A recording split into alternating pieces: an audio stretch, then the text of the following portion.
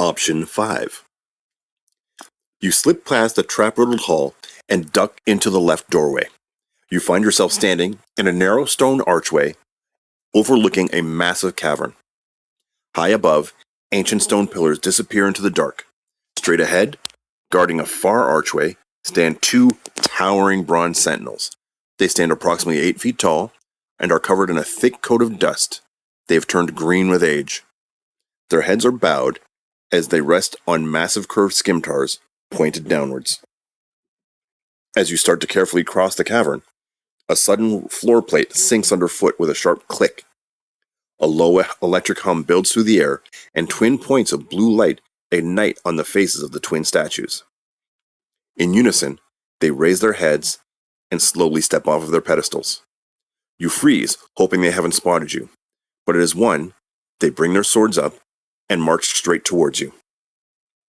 Silently cursing, you draw your broadsword and back away as they split up to flank you.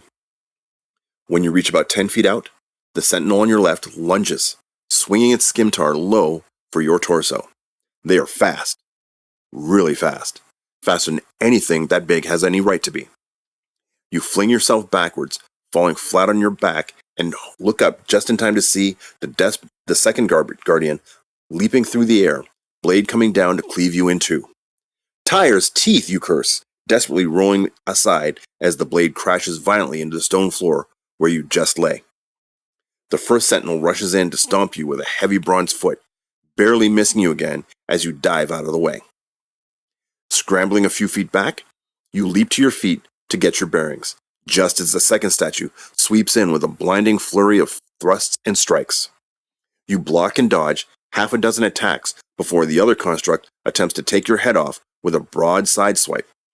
You need to gain control here. But these aren't people. They're giant metal statues, strong, fast, and relentless. Every strike you catch on your blade sends jarring shocks up your arm. You can't keep this pace up for long. Fighting like this, they'll overwhelm you in seconds. You have got to move. Spotting an opening, you don't even stop to consider it. You dive straight between its statue's legs, somersault back to your feet, spin around, and strike the guardian hard in the small of its back, with a loud clang. The monster is barely affected. It takes a step forward and swings around to face you. You close the distance, hoping its massive size will give you an advantage up close while keeping it between you and its twin. You manage a few quick strikes inside its guard that do little damage, but at least it blocks the second sentinel from getting a clean angle on you. Dodging another rapid flurry, you spot a glowing blue sigil carved into the back of its head. A split-second glance reveals a matching one on the back of the other guardian's head. You're running out of ideas, and you won't survive this if something doesn't change fast.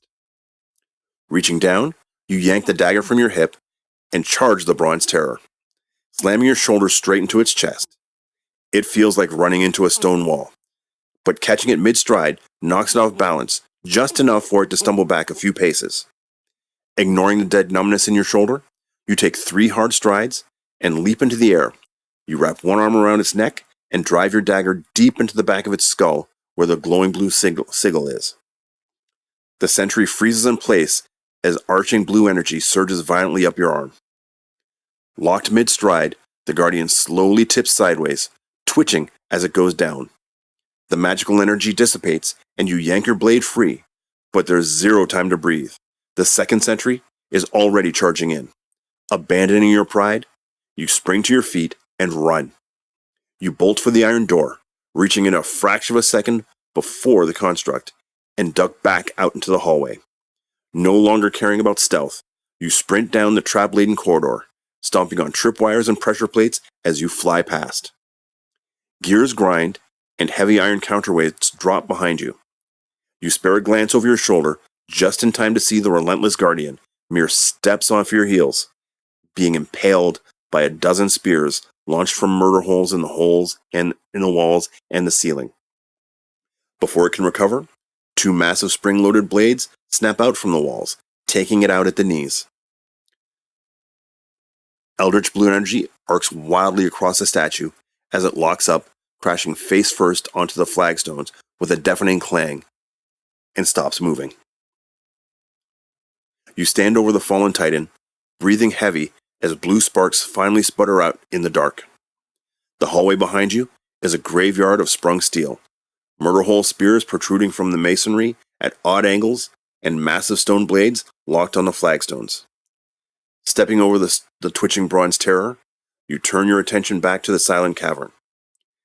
You wipe your slick, sweaty palms on your trousers and step past the dormant stone pedestals and head straight for the archway that the sentinels were guarding. Tucked into a dark alcove behind them rests a heavy wooden chest with iron bands thick with rust. Centuries of damp cavern air have done their work, and the wood is gray, split, and warped away from the frame. You give the lid a firm kick, and the ancient timber shatters with a hollow crunch, caving inward under your boot. Crouching down, you draw your dagger and use the blade to pry apart the splintered boards. Inside sits a pile of woolen travel clothes, so badly ruined by dry rot that they fall away into useless gray dust at the lightest touch of your fingers. You sift through the brittle remains with your blade, as it clicks against something soft yet solid. You reach into the bottom and pull out a small leather pouch full of something. Grinning, you open the pouch and empty it into your hand. Out come a half a dozen rubies, perfectly cut, the size of a walnut. You grin. This is a small fortune that could easily have you living like a highborn lord for the better part of half a year. More with the small bit of treasure that you'll get from recovering this ring. You put the rubies back into the pouch and slip it into your belt. Grinning, you leave the cavern. You have survived this encounter. It's a success, but unfortunately, it led nowhere. Please return back to Main Story 1 and choose one of the other two options.